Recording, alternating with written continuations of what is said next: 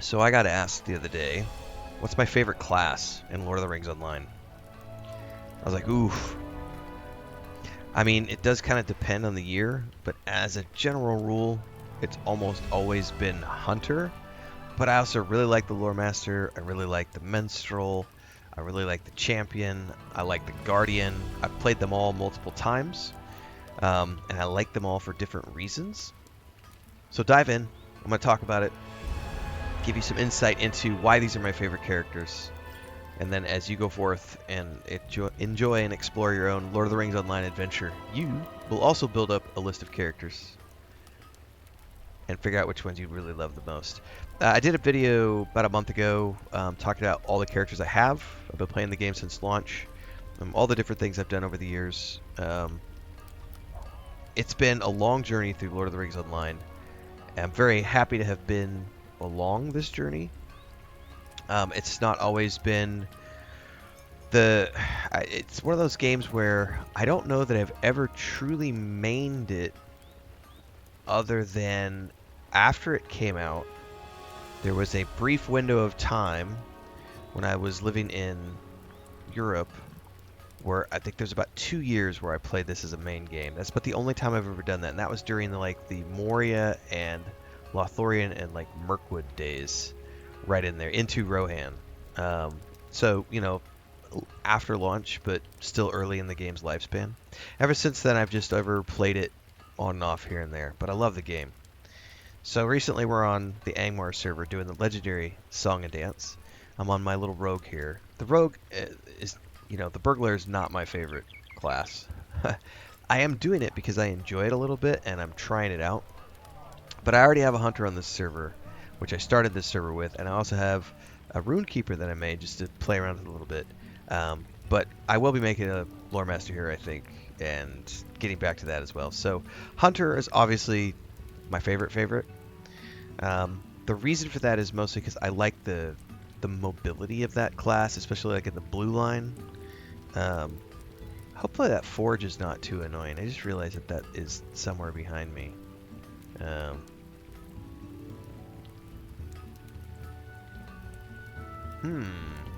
Where might we want to go? Down the road a little bit? Oops. This is in the new, well, I'm doing the River Hobbit starting area. I'm going through here. Hang on, let me get outside. That a little better? Still get a good view. It's not a bad view. It's not as good as the view was earlier, but it's much more tranquil, right? I like the mobility of the blue line hunter, meaning I've chosen the blue trait line, which sacrifices damage for mobility. I really love that with the hunter. The hunter is also really easy to play because if you just take your time, you can kill most things before it gets to you. You can handle 2 or 3 things. It's pretty fast. You get a run speed buff, and also you get teleports everywhere around the world. And you can also set up your own teleport at a campfire. You can only do one at a time, but still, it's like an additional thing. That mobility makes for just an incredible, and by that I mean mobility both in terms of gameplay as well as around the world map, makes for traversal of a massive game map really easy, because it is a massive game map. Now once you've unlocked fast travel for every destination, it's not that big of a deal. But especially if you're playing free to play, or even if you're not, if you haven't been to those places, you have to travel there first to unlock fast travel. That's a big journey, because Middle Earth is a big place. You can spend mithril coins to go there if you want to, but I just like the hunter for that reason. Also, I've never conceptualized or fantasized about the Legolas hunter. I've always viewed my hunter as more of Aragorn. It's more like Strider. He's someone who's good with a bow, but he also has daggers and a sword, and he's a hunter. He's of the wilds. I've never viewed it as the fantasy hunter, like World of Warcraft or maybe EverQuest might do. Because here it's they don't really have magic skills in this game. It's all it's there are things you know how to do based on the land, you know. So all of your abilities um, are like bleeds and other stuff. So it's not like magic at play. Um, the Lore Master is my second favorite. The pets are a lot of fun. You can get lots of different types of pets. It's a very survivable class. You have limited crowd control with the ability to like lock down one target for like 45 seconds. It's been a while since I played. And then you can do like a AoE stun, which gives you a few seconds if you're overwhelmed. And your pets are different types of things, tanks, DPS, in between utility types. And there's lots of different skins that you can get for your pets. So if you have a raven, you can have a white raven, a black raven, a brown raven. Like you can have all these different colors, which makes it a lot of fun. It's not. Don't think of the Lore Master like when the game launched. It was like the wizard class, but it's not a wizard. It's definitely not a wizard. It's more of you're a wandering scholar who knows a few tricks. That's what the Lore Master is. It's more like Radagast, to be honest with you, because you're controlling animals. So if I had to pick a wizard that it was like, it would be like Radagast. You're mostly in nature, doing things with animals, and you know some potion craft and gunpowder stuff on the side. You know what I mean? Like alchemy and things. I like the Lore Master a lot. The Lore Master is slow to play. It's definitely the class that I enjoy when I'm working on just like pure immersion. Going through Rohan with the Lore Master and into Gondor was a lot of fun because there's so much to do. And when I did it with the Hunter, I felt like I was going through really quickly and kind of just visiting Rohan. But when I did it with the Lore Master, I had this feeling of actually being there, and you're slogging through, not in a bad way, but that's a good term to use for it. And you're just going through, and there's a lot to do. There's a lot of content. The Lore Master is a lot of fun, but it is slow. If I had to think, I think the Minstrel was the very first class I created when the game came out. I know I had a Lore Master because I did a couple of game guides for killer guides back in the day on the Lore Master and the Minstrel. But for the life of me, I can't remember exactly. I'm pretty sure it was the Minstrel I rolled first. It is, especially these days, the way it plays these days. When I played it at the launch, it was only a healer. Like the game was very different back then, so it was group based. Yeah, all the book quests you had to have a group for. I don't miss that, by the way. I much prefer the way they have it now, where you can do lots of different things depending on what you want to do. Do it with a group, do it solo, whatever you want. Player agency is key, so kudos to them for that evolution. The Minstrels it plays today, I like because you can go between the specs. So not only do you have your traits like healer trait tree, balance trait tree, damage trait tree, you also have the ability to change stances within whatever chosen trait you've decided on. So there's also, the healing stance, the balance stance, the damage stance. And I love how when you do that, all the abilities change on your hotbar that are related to those things. It's really cool. By the way, I'm not showing any of this off in this video because this is just me sitting here at like 4:30 in the morning talking. I've got game guides for all the classes in the playlist below, which have all this stuff detailed out in full if you want to go watch those.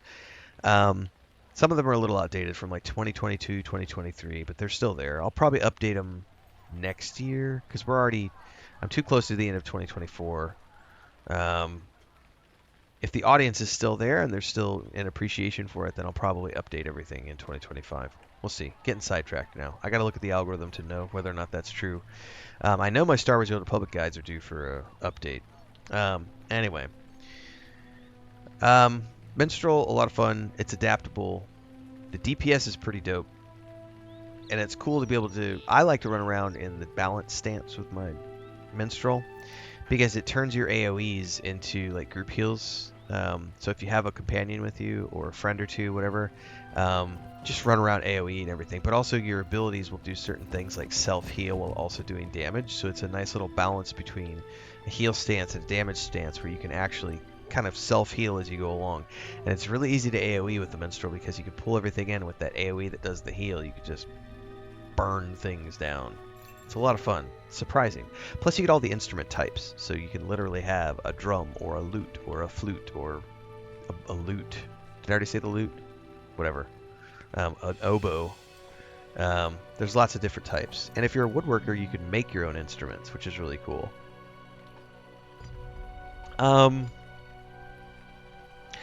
The champion, I like the champion. I've done it twice. It's a general fantasy character, like dual wield or use a big two-handed weapon. It's just to mow down enemies, but kind of like a tank, but not really a tank. I have generally enjoyed my Guardian more than the champion. I've got several Guardians. I think 3 or 4. Like, I've got them on different servers. So, anyway, one of the things I love about the Guardian is the look of the character, especially if you're a man. The way the armor sits on you, but also as a dwarf. And there are different armor styles in this game. So this goes for the champion as well. Both the champion and the Guardian, I get to make look really, really cool. I mean, you could have cool cosmetics. Like I've been working on this one. This one's in its infancy stages. The cloak doesn't exactly match the outfit, but it's not a bad look for a little hobbit. Little hobbit burglar. River hobbit burglar. It's a lot of fun. The Guardian is survivable. Like you can pull like 10 mobs at a time. So if you just like wading into the thick of things, the Guardian's a lot of fun. And it could be a mainline tank. I haven't played group-based content since like Mirkwood, so I can't tell you what it's like these days to tank for things. But once upon a time, ever since then, I've always just ran a red line Guardian. I like it. It's like a DPS tank with his shield. You're not doing the DPS of the champion, but you know, it's respectable for soloing at least. I wouldn't want to run redline in a group. Like if I'm in a group as a Guardian, I need to be tanking. But for soloing, duoing, trioing, the redline's pretty awesome. I like it. Those are pretty much my favorites. Obviously, there's other things. I still haven't tried the Mariner. The Brawler was, I've played the Brawler. I've played most of these things in other games, which is why that's not a big deal if I don't play them here. I've played their variants in other games. The Runekeeper is probably as an honorable mention on the list. It can be fun once you've spec'd deep into the line. Whether it's I like the lightning line, which I think is yellow. You can also go red for fire, if I'm not mistaken. But I like the yellow line. And when you get deep into one of the specs, whether it's a heal stance or a DPS spec, the Runekeeper can be a lot of fun. But yeah, the rest of them, I'll play them elsewhere. Don't need to play them here. These are the ones I've kind of rotated around over the years. I've got multiple hunters. I've got multiple guardians. I've got multiple lore masters. I'll have I already have a hunter here. I have a Runekeeper here. I'm gonna do a lore master soon. The idea of going into Moria with some people who have never seen it before. I'm not in a guild, and I'm not probably going to join a guild. But there still is the sense of going into a place with the other people who have never seen it before. I know a lot of people are looking forward to Moria. That idea entices me. I've done Moria way too many times for it to be, it's. I don't really like Moria that much as an expansion. Here's the funny thing. I do think it's the best expansion in an MMORPG I've ever played. However, I don't like to run it that much because I've already done it so many times, and it is a massive, even if you're just doing the book quests, Moria is the definition of slog. There is so much there. It is a massive chunk of content. And when you finally get to the other side and you break through to Lothlorien and you can see daylight again, you literally feel like a weight has been lifted off your shoulders because you were in the dark for so long. And it's like, oh my god, that was incredible, but also intense. Hopefully you enjoy your Lord of the Rings Online journey, everybody. We are currently playing on the Angmar server. I'm doing Monday nights at 6 p.m. Central if you want to tune in to any of the live streams. We're going to keep this up as long as there's an audience. I do have minimums that I have to worry about in terms of viewership and everything else. We haven't slunk down there yet, so it seems to be that there's still an interest for this as of this recording. So hopefully we'll see you in the next video, the next live stream, and throughout the week I will occasionally post Lord of the Rings Online content and or guides. So stay tuned for those. In the meantime, everybody, the daily streams happen at 11 a.m. Right now we're going through Star Wars Outlaws, we're going to Space Marine 2, and then the Shattered Space DLC for Starfield, and I've got the next 6 months already mapped out, so if you look at the playlist here on the channel, you'll find my schedule video talking about the next 6 months and a whole bunch of other stuff, movie reviews, etc. So, TV shows. See you in the next one, everybody. Stay safe. Happy adventuring.